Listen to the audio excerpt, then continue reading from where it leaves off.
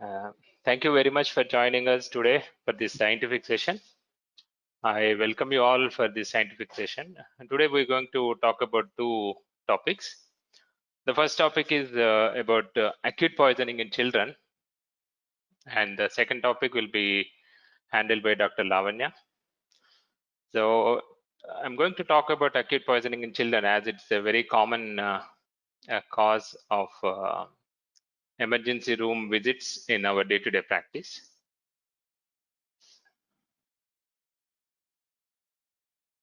So overview of my topic is going to be, first I'm going to talk about the incidence and burden of acute poisoning in children. Then we're going to talk about principles of management. And further we'll be discussing how we're going to manage the children in the emergency room.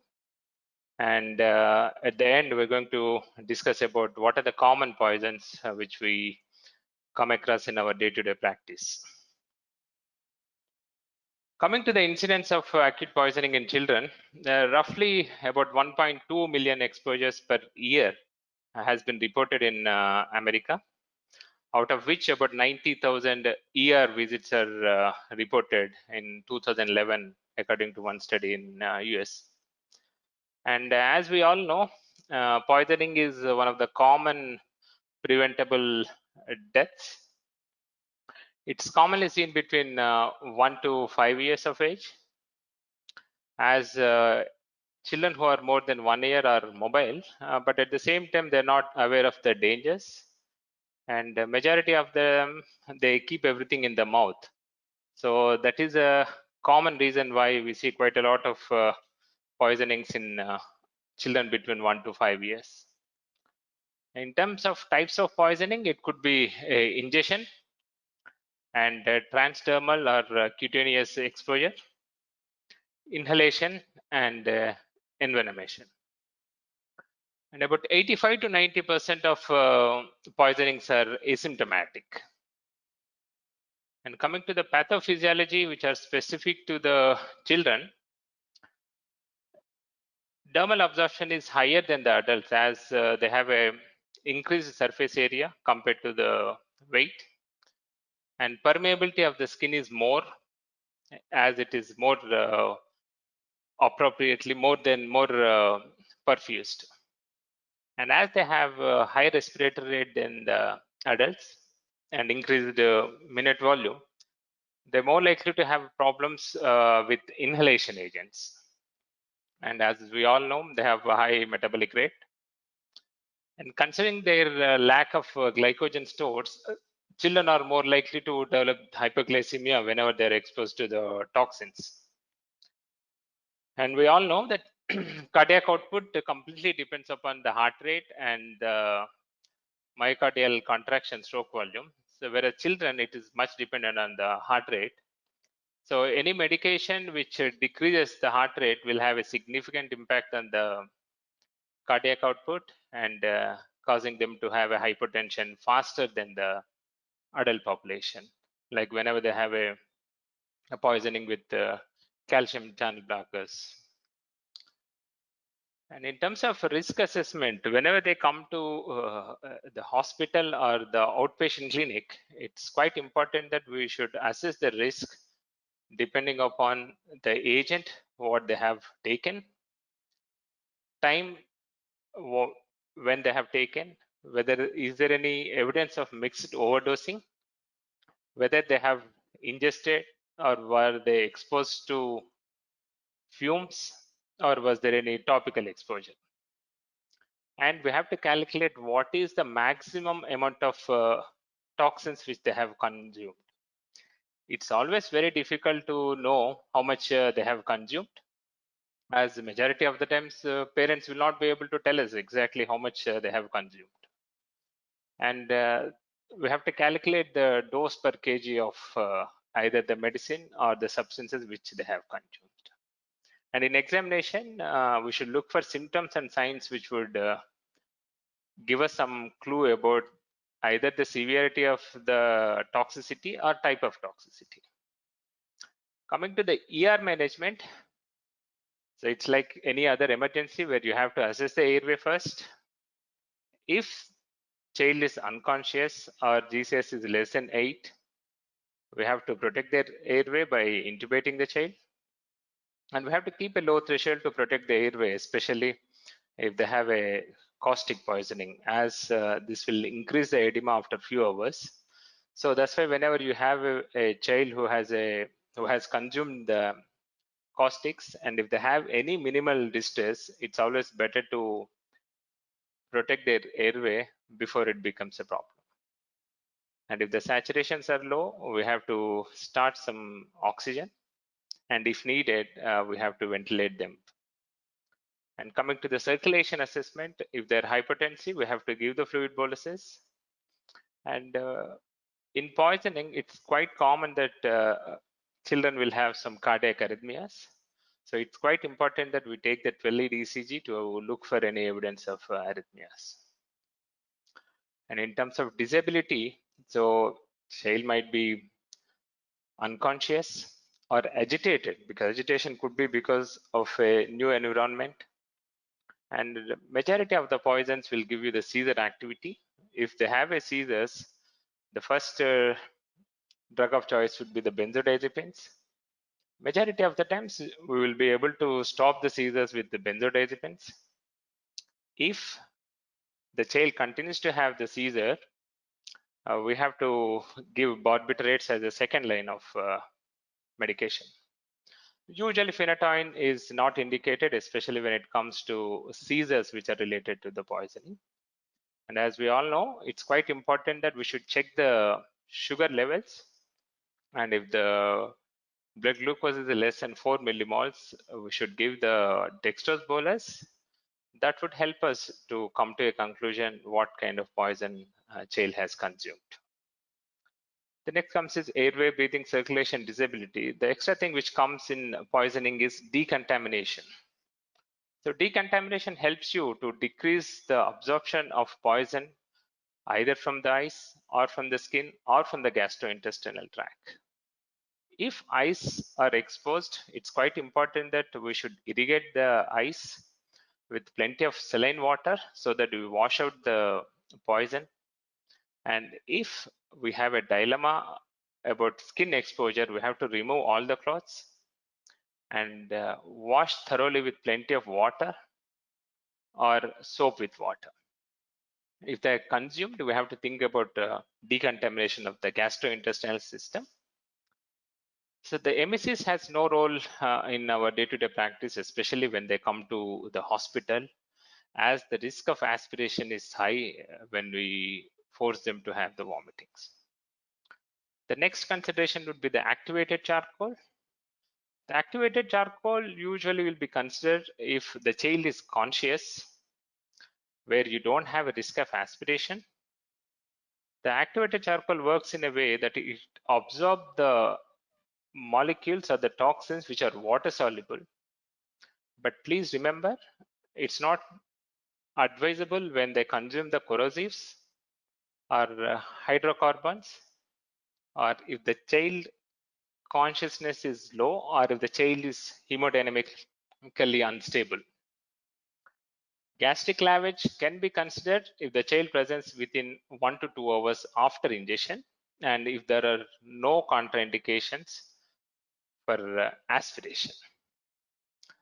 The other thing which we can use for decontamination of the gastrointestinal system is whole bowel irrigation, where you irrigate the GI system with plenty of water with polyethylene glycol, so that whatever the contents which were not absorbed from the gastrointestinal system will be eliminated by a forceful water irrigation of the gut. Then once the things are absorbed into the system, the next treatment modality would be considering enhanced elimination from the system. The one of the few things which we try is urinary alkalinization, where you alkalinize the urine by adding sodium bicarbonate to the IV fluids, which can be considered if you come across with salicylate toxicity. The few poisons we can consider using multiple doses of activated charcoal so that you decrease the absorption of water-soluble toxins from the gastrointestinal system. And if there is a poisoning with salicylates, lithium, theophylline, the hemodialysis, either continuous or the intermittent, can be considered to remove the water-soluble toxins. Then, considering the types of poisoning which we see in our day-to-day practice, I thought I will discuss about 4 or 5 common poisonings which we see in our either the OP or the IP practice. Camphor poisoning is commonly seen in our day-to-day practice.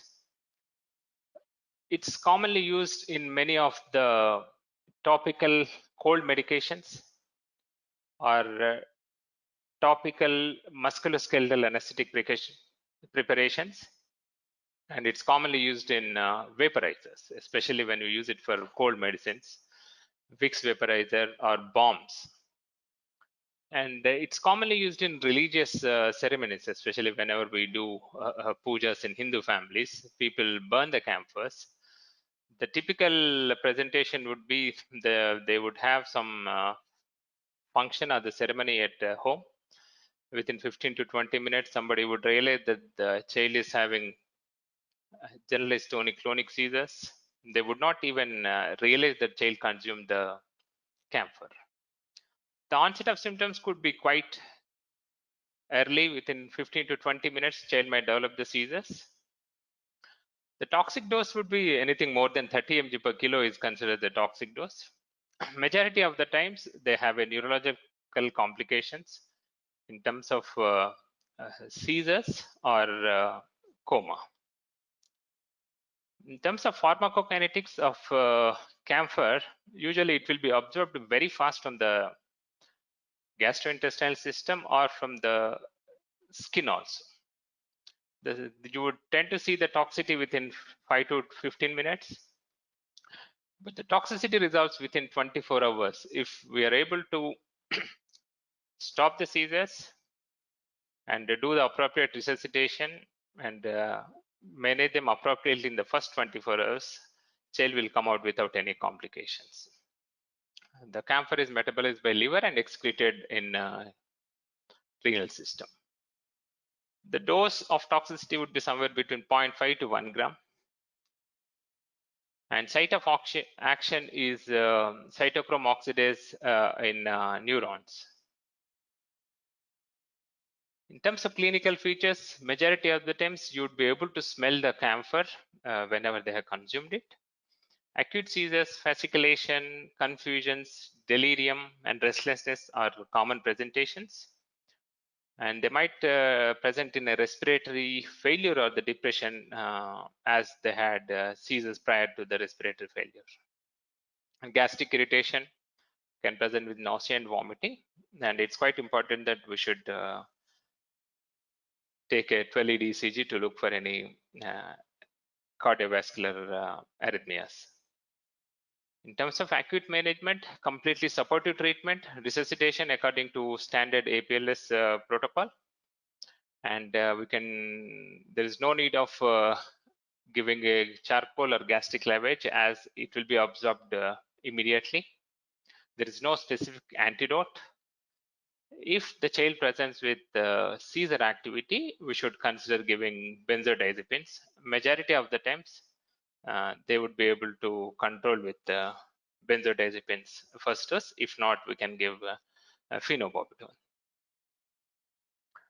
The next common poisoning we tend to see in our day-to-day practice is corrosives. So either it could be acid or alkali.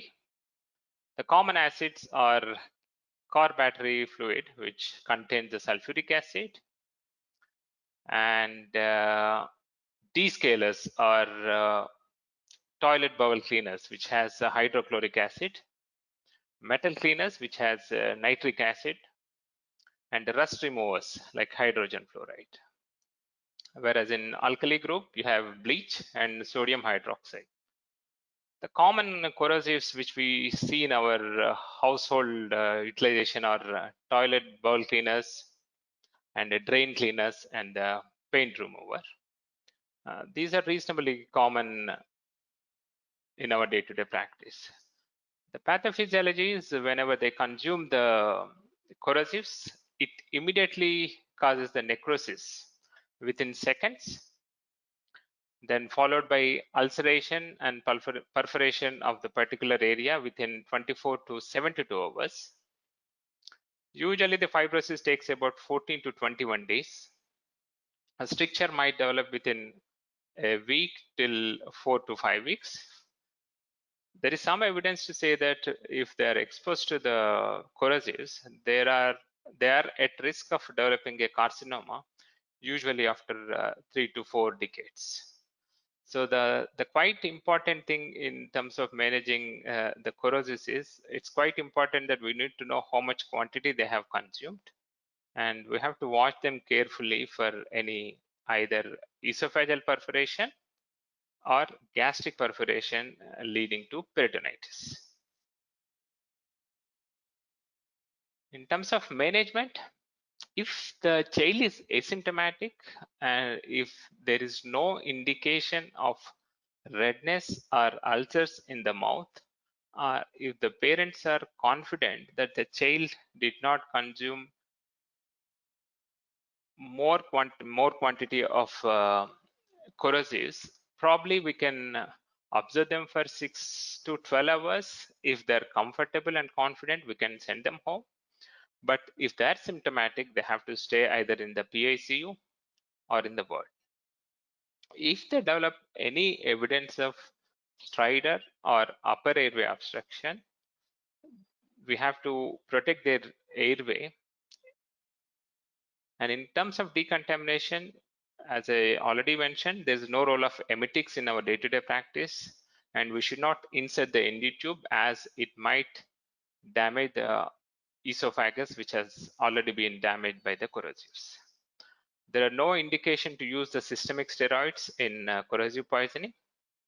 Once the child is hemodynamically stable, we should consider the endoscopy to assess the severity of the damage to the esophagus and stomach. And the proton pump inhibitors and H2 blockers can be started if they develop any evidence of peritonitis with gastric perforation. Early surgery is warranted. The other common thing which we see on our day-to-day practice is all-out poisoning, which is a common cause of OP or ER visits. The typical history would be child will be playing with the all-out mosquito repellent. Child might be keeping this in the mouth, and parents are not sure how much quantity they have consumed. All-out has a pyrethroid derivative and petroleum distillate as a vaporizer. The pyrethroid derivatives are not harmful to human beings. They're harmful to small insects. The way it works is it delays the sodium channel closure. 90% the children are asymptomatic. They might develop the sore throat, stomach pain, or the vomitings. The systemic effects usually start between 4 hours to 48 hours. If they're going to develop the symptoms because the seizures, majority of the times they develop seizures, they might develop cardiac arrhythmias. There is no specific antidote as such for all-out poisoning. It's completely supportive treatment. So far, we have not seen anybody either having the seizures or the cardiac arrhythmias because of all-out poisoning. The next common poison which we see in our day-to-day practice is antihistamines. As we all know, so we have cold drops and cold syrups. If you prescribe the syrup, if the mother has 2 children, probably she might give the drops the same dose like what we give it for the syrup. That's a common reason of poisoning in children. The toxic levels would be 3 to 5 times the routine dose, what we use it for our routine cold prescriptions. Symptoms usually seen within 30 minutes to 2 hours. Half-life of chlorpheniramine maleate is between 12 to 15 hours. Commonly you tend to see anticholinergic effects like dilated pupils, flushings, hallucinations, ataxia, seizures, drowsiness, or coma.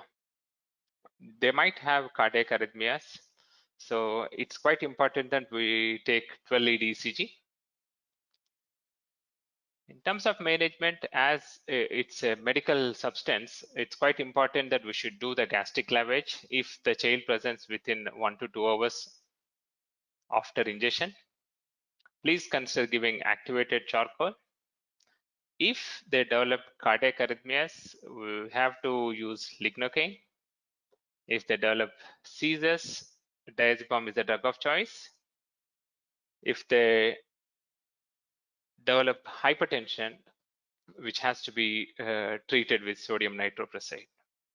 And there is a possibility that these children might develop the dystonias, for which we have to use diazepam.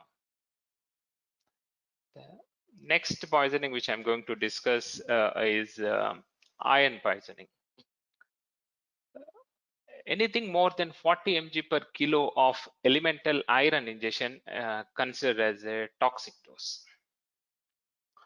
So even though the taste is bitter, it is very difficult to consume, but we see reasonable number of children coming to the ER with acute ingestion of iron. So whenever they come, we have to calculate the elemental iron dose, how much they have consumed. If there is any suspicion about tablet ingestion of, then we should consider the X-rays. And the early symptoms would be because of the gastric irritation. Usually you tend to see the gastric irritation the first 6 hours in terms of nausea, vomitings, abdominal pain, and hematemesis. They might develop the tachycardia, hypertension, and shock. After 4 to 6 hours, they might develop the metabolic acidosis. The pathophysiology of iron poisoning is it affects the mitochondrial oxidation. In that way, it causes the cell death. The common organs which are involved are liver, heart, and the kidneys. If they're going to develop the multi-organ dysfunction, usually they will develop within 48 hours after ingestion if we don't manage them appropriately. And in terms of management, we have to send the serum iron levels immediately to know the serum iron level, blood gas analysis to pick up the metabolic acidosis, and sugar level, LFTs, and coagulation profile. Sodium bicarbonate will pretty much indicate the severity of the toxicity. And if it's going to take time to get the iron levels, bicarbonate will give us some clarity or idea about the severity of the disease. Activated charcoal is not indicated as it will not absorb the iron. And in terms of decontamination of the gastrointestinal system, now we can use whole bowel irrigation with the polyethylene glycol, 30 ml per kg per hour, till the rectal effluent is clear, but usually it takes about 6 to 12 hours to reach that stage. And once we know the serum ferritin levels, we should be starting the desferrioxamine as an infusion. The other common poisons which we see in our day-to-day practice is thyroxine, as it's quite common that adults use the thyroxine for their hypothyroidism. The major thing with the thyroxine poisoning is the signs may be delayed by 5 to 15 days also. They might not develop the symptoms immediately. So it's quite important that we should check the thyroid function test after 6 to 12 hours. But please remember, high T3, T4 will not indicate the toxicity. And children will tolerate thyroxine overdose very well. It's very, very unlikely that they will develop symptoms or the toxicity because of the thyroxine overdose. In terms of symptoms, they might develop the tachycardia, tremors, sweating, pyrexia, hypertension, and cardiac arrhythmias. Could be they might develop the convulsions and coma. The serious symptoms are very, very uncommon in children. In terms of management, as I said earlier, we have to check the TSH, which will be low. T3, T4 will be high. Gastric lavage and activated charcoal, if they're present within 1 to 2 hours. Propranolol for a few days. Dexamethasone and propylthiouracil. And if they're having symptoms, we can consider activated charcoal hemoperfusion.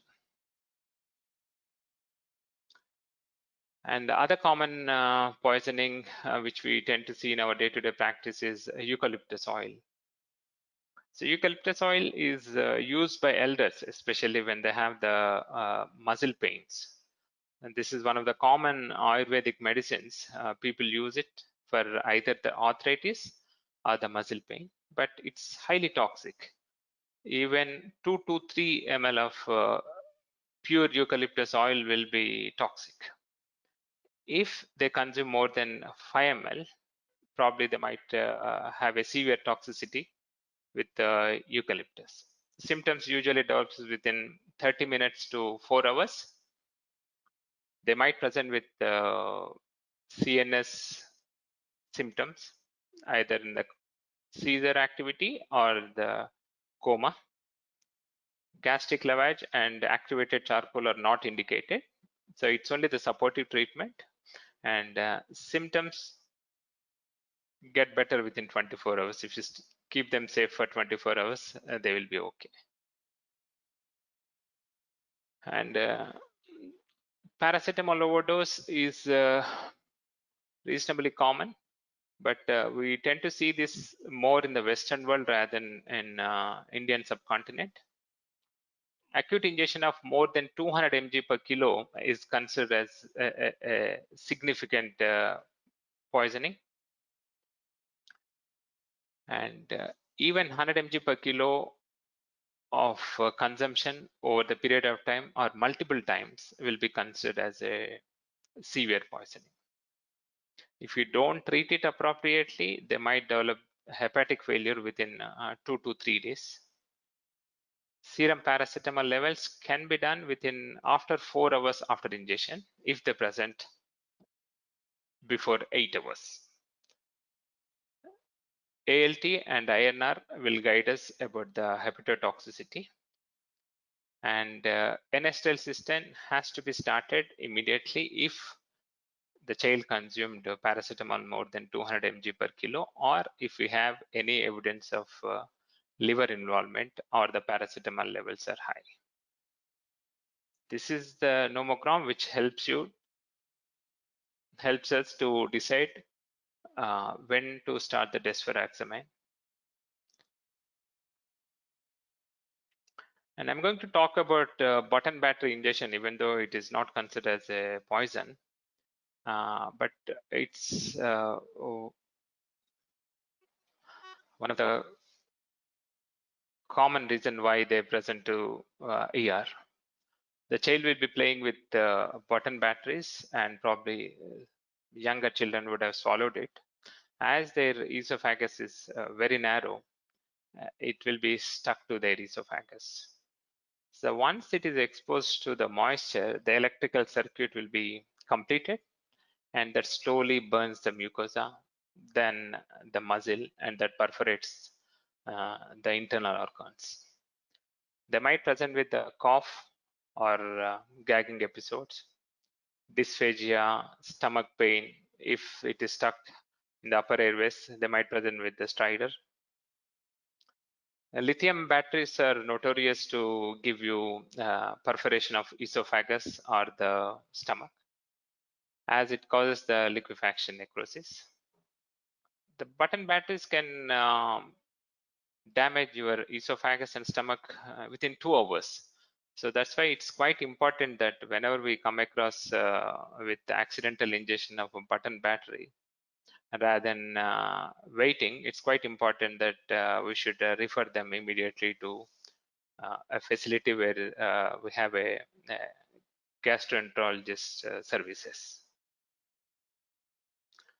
The complications of Wharton battery would be either the perforation of esophagus, giving you tracheoesophageal fistula, or it might perforate the great vessels and giving the bleeding and hematemesis. Sometimes it can cause vocal cord damage. As I mentioned earlier, it's quite important that we should refer these children to gastroenterologists for immediate removal of the button battery.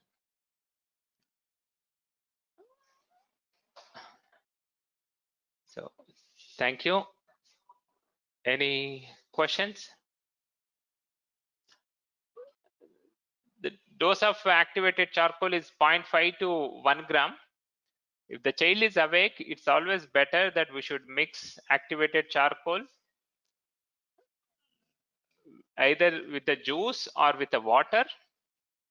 And it's quite important that we should encourage child to drink activated charcoal rather than passing a NG tube and causing vomitings, as it will cause them to have the aspiration.